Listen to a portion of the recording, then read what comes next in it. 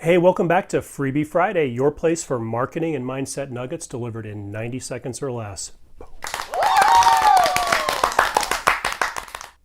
Today we're talking about a brand new feature on YouTube that's going to help drive more traffic to your website.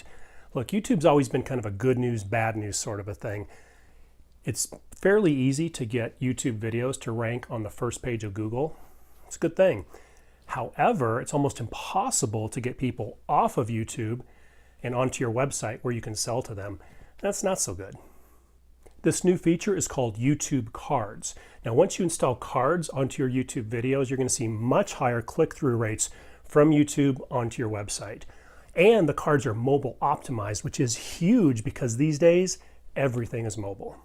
If you'd like to learn how to add cards to your YouTube videos so that you can get mobile optimized ways of increasing click-throughs from YouTube to your website, I've created a tutorial that will teach you everything that you need to know.